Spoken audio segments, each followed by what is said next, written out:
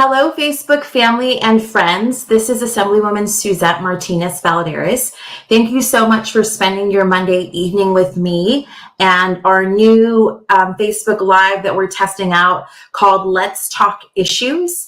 And today we're going to be talking about homelessness. We all see it on a daily basis, whether we're walking into the market, whether we're in our cars driving to or from work, picking up the kids. We've seen the homelessness crisis in Los Angeles explode. And it's not something that has exploded overnight. We've seen the crisis grow and grow and grow over the past couple of years. And it's a complex issue. It's not an easy issue. But what I will tell you is right now, it's a human issue and it's inhumane. What we're seeing, people living, sleeping, and dying on our streets. I've been working hard in Sacramento on some bills that I think are going to be really helpful to address the homelessness crisis. But I thought it was important for us to have a conversation from people, from the experts on the ground here in the 38th Assembly District that have been working to address this crisis for quite some time. So I have two local nonprofit executive directors that are going to be popping on with me. The first is actually Chris Najarro, who is and who has a master's of social work as well, from Santa Clarita's Bridge to Home. She is having some device issues, so we're going to pull her on as soon as she becomes available. So we're going to start with bringing into this conversation someone who I recently met, who is honestly just one of the most inspiring people, who is really addressing this issue from a place of compassion and from a place of love, and from a place of faith, which touches my own heartstrings. So I'm going to bring on David Prentice, who is the executive director of the San Fernando Valley Rescue Mission. There you go. Hello, David. Hello. How are you? Oh, you're going to have to. I'm going to have to. Can you hear me? I can hear you just fine. I can't hear you. Okay. Let me see. Let's see.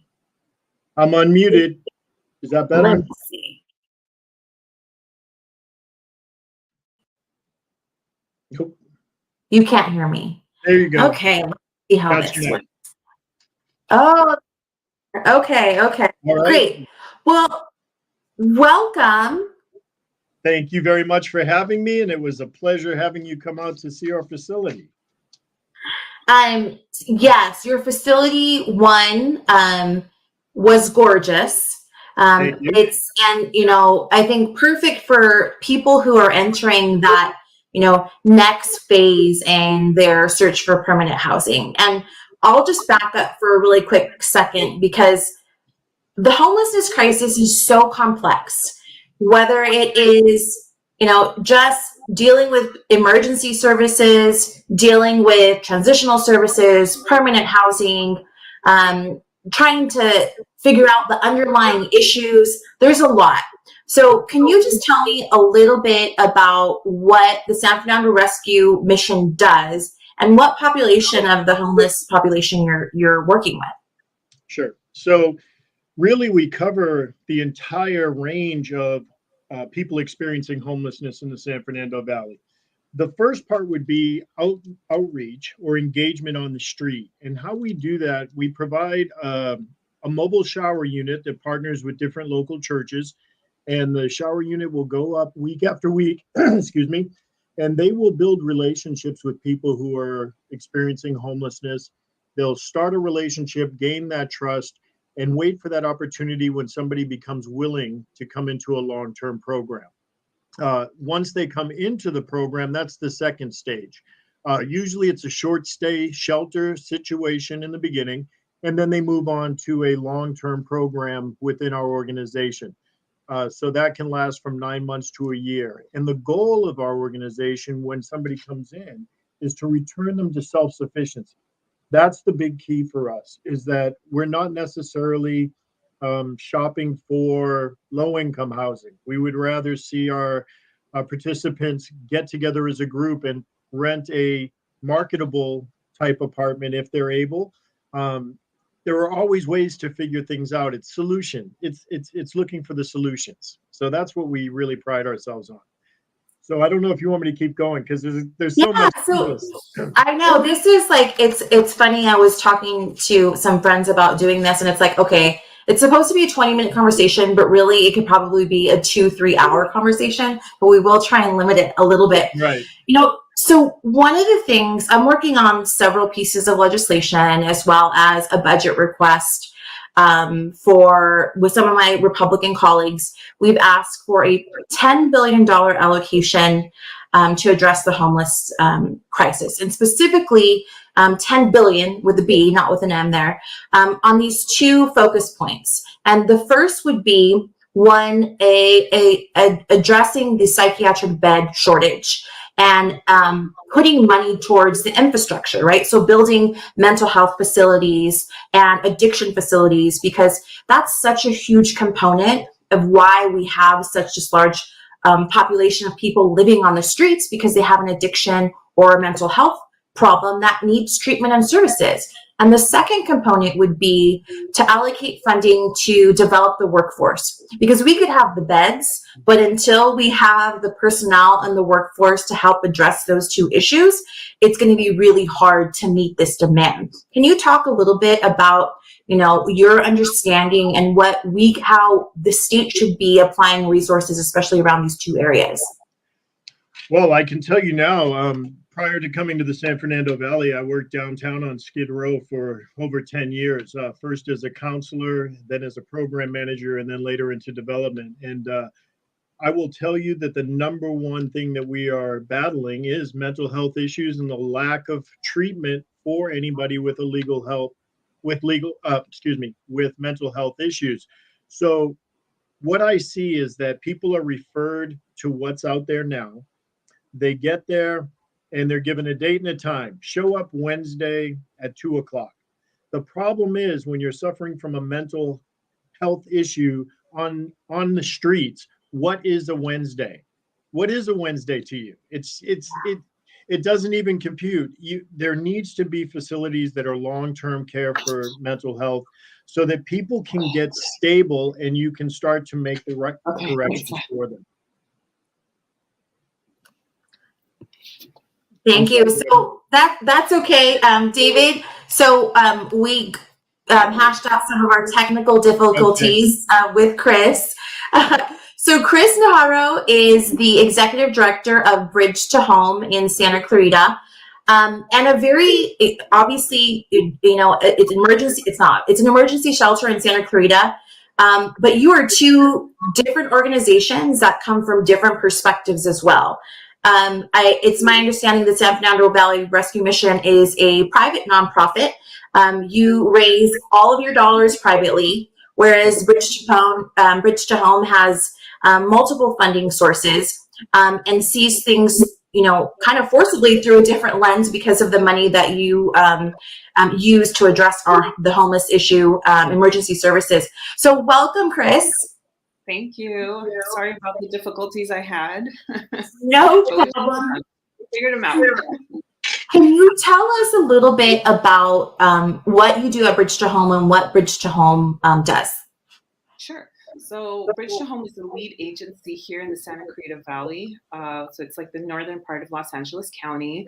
And we provide services through shelter and case management for people experiencing homelessness, whether it's individuals or families. Yeah. So both Chris and David, one of the things that I'm working on is I have a bill that will help reduce some and mitigate some of the risk and liability that nonprofits who are serving the homeless population often face. It is something that I don't think a lot of us talk about quite enough. And I get that nonprofits don't want to talk about why they don't do certain work because it's risky, but it's a bill that I'm moving forward to be helpful to our nonprofits. But in your opinion, what do you think are the major contributing factors to people entering homelessness and the different phases that those are? So if Chris, you want to try and answer that one, and then we'll jump over to David. Sure. So, everybody has a different story. It could be that they suffered some trauma when they were a child or as an adult. They could have some severe mental health issues or physical health issues. Education oftentimes is a reason why people cannot make ends meet, or affordable housing may be something. So there's all these different reasons why people can become homeless, but in my experience, the final thread that puts somebody in homelessness is the lack of support system. So at the very end, there's a need for somebody to support them. It could be a family member, it could be friends, it could be social services, employment, but at the very end, that's what they lose. And that's when they turn to organizations like Bridge to Home or San Fernando Rescue Mission to receive those services. And then we become their support system. So while the tale can be very different from point A to point B, it's just that very last thing is what brings them to our organizations. And David, I'm assuming it's the same, not so same story for you as well.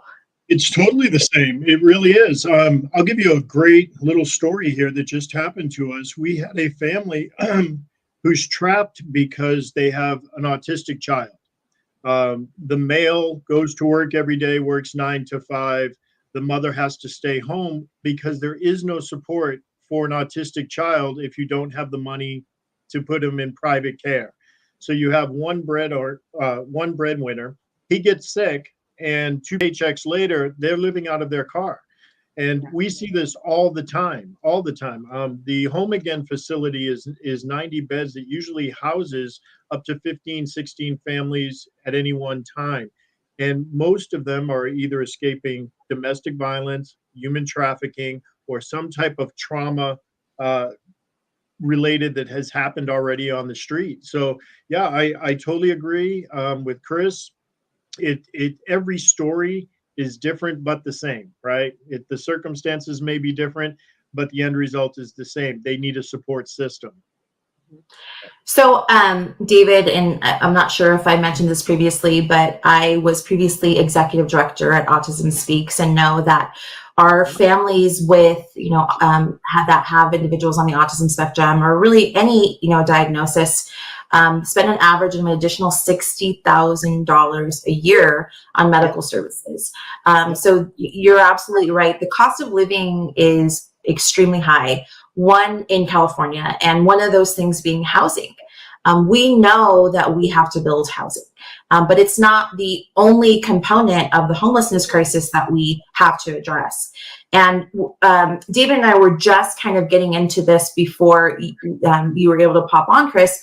But when we look at addressing the mental health and addiction aspect, there's all these varying thoughts about how we do that.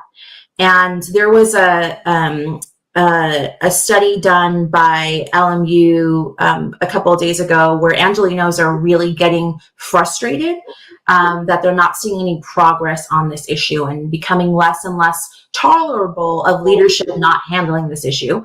But there's this school of thought that we need to almost forcibly take people off the streets and put them into care facilities where they can address mental health, they can address their addiction. But how do you strike that balance of forcing people who clearly cannot make decisions for themselves, but also we all know that nobody likes to be told what to do, right?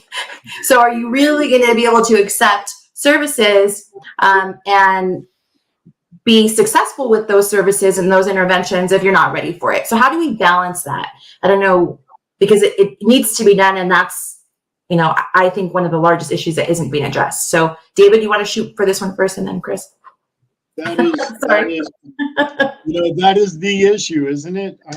When I was downtown, you see it all the time. You have encampments in front of businesses. The business owners are upset because customers can't come into their stores. The police come to move somebody. It's a big legal battle. it's a very tough one. I am fortunate now at the San Fernando Valley because most of the people that come into our facility come from referral.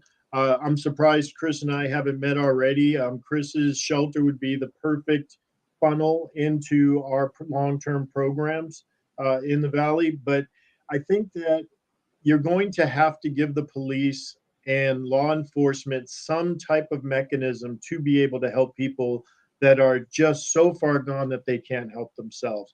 The problem also is people are smart, they know what to say. We had a thing, it's called a pet team, which will come out if someone has been reported, and they will know exactly what to say to that pet team. I ate yesterday. I've had water all day long. This is my name. This is my birthday. And legally, law enforcement can't do anything. It's a very fine line, and I'm not a litigator, so I don't know how to really play that answer. I think something does need to be done, though, for the welfare of people. This is just personal opinion. I've seen people so tragic on the streets that it just hurts me that nobody can do anything to help them. Right. Chris, what are your thoughts? And you come from a different perspective because you're emergency services who are gonna, provide a bed if a bed is available regardless. Right. And that, part of it is it's a difficult question with a difficult answer. I don't know that, we've gotten to that. We've been able to develop or to figure out what is the right answer. Like, where do we meet the client where they're at, and then also our community, and what they need. And so it's a constant battle between the two, which is, we need to address the issue.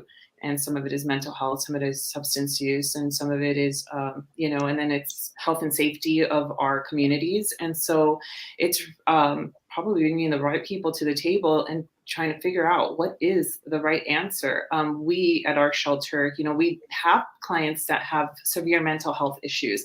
And it's such a delicate issue because it is very difficult, even for us as, people in this field and trained employees and staff, and we have clinicians, we have Department of Mental Health that comes in, and it's making progress every single day and listening to the client and understanding what their needs are, and going out there and working with other organizations that might have something that we may need, and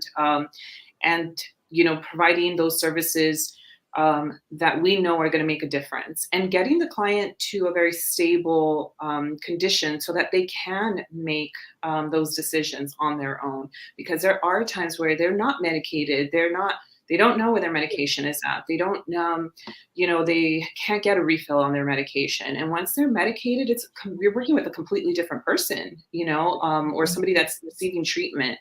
So if we can get all of that in place, and obviously we're all strained and we all need additional staff that can answer these questions and really provide those services that we need. I think then we can start addressing those issues. But it's, we always say it one at a time, it's housing one person at a time and treating one person at a time. But it does make a difference when we see it from that lens. Yeah. I was just going to say what Chris just brought up. People ask me all the time, how do you do this on a day-to-day basis and face this type of tragedy every day? And the answer is, it's one at a time. That is it. I can't look at homelessness as this big world, or we would never be able to conquer it. But it's the success stories that keep us going to work.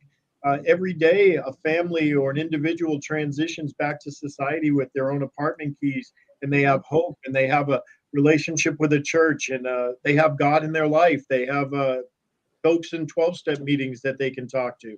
That's the success, right? So the other thing I want to talk about is a little bit about the bureaucracy and about the just billions of dollars in resources that, capital resources, money that the state, that the county, that the city have all allocated towards, helping to end this crisis. I think we need more transparency and accountability. But two, not that we want to create more bureaucracy. I do not want more bureaucracy, but I do feel like there isn't this interagency communication, so we actually know where we need to put resources. And it's frustrating, no matter, if you're a nonprofit that is solely, raises your own private funds or you're accepting county funds. How can we balance that transparency and accountability while still allowing, and this is maybe a question for legislators, right? Still allowing you guys to do the work, and to do it quickly, because I know that you do deal with a lot of red tape. So how can we cut the red tape? Where can we cut the red tape for both of your organizations?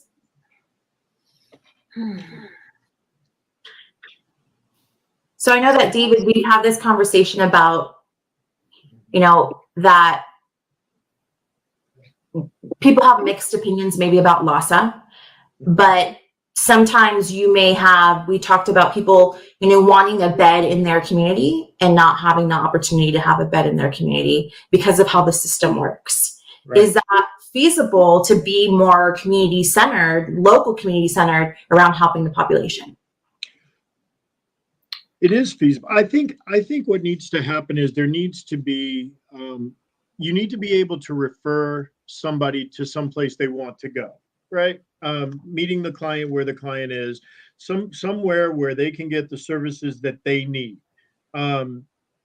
If I'm dealing with LAHSA, so for our organization, we don't accept government money. We're not in LAHSA. We're not in the HMIS system. So really what that does is it stops a lot of referrals that we would get if we were in that system. But when we weigh it, what we find is that for us to change everything that would have to comply with all of the rules and regulations that LAHSA has in place, it takes away the effectiveness of our program. We're a faith-based organization, so is a client or a participant going to feel comfortable with us when they would rather be someplace else, or vice versa? And so it's this big picture. I would like to see, in a perfect world, one person with a small committee be able to put together a database where every organization was involved and everyone was listed, their strengths and what they actually could provide, and anybody could be referred to any facility. That's what I would like to see. And I would also like to see local people be able to stay local if they want help at a shelter that they've already built a relationship with. Right? Yeah. Chris, have you experienced any bureaucracy that we'd like to cut some of the red tape around? Other than needing more resources for outreach, right? Because a lot of, I think what is complex is making people aware that your services exist. Right.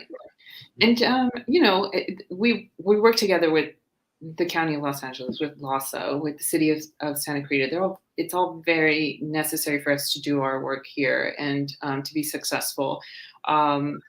Everyone's trying to do the best that they can in a very bad situation. We know that homelessness is a huge crisis in Los Angeles. So it is difficult. And sometimes it is very difficult for us as an organization. They want to just do the work, to have to do all this other work, the administrative part of it. But it is part of it, because we do have to, these are public dollars. We need to make sure that they're being spent appropriately in the way that they were intended. And that we are making a difference. We're not just spending the money, and we are actually combating the issue, right? And making a difference in the lives of those that are experiencing homelessness. So, I think just trying to figure out what is the easiest way for us to get to the end result is absolutely necessary, and not just add these additional requirements just to just because, or or not explain why we actually need them, just ask for them. Sometimes we do get frustrated. Sometimes organizations don't even speak within themselves, and we're then responding to one person's request, and the same organization that's requesting another thing. Sometimes we have dual audits going on, and we're a small organization, so sometimes that's difficult too. But we definitely want to work with these organizations and with these government organizations so that we can do the work that we can, that we want to do and make the difference that we want to make. Okay, so I'm going to do one quick question. Well, hopefully it's a quick question. And then I would love for you each to tell me what we can do to help, and we as in the general public, and how we can find out more information for you. So if you had one ask that could drastically change in a positive way your mission at your organization, what would it be and how can people help? So David. So for us right now, it would be the support of our new men's facility, but tied with that, it would be daycare. I find that it is necessary to really help someone who's got a job, done the work, got their apartment, they go back out, and daycare takes so much of their income just throughout the day. For a single mother, it's ridiculous.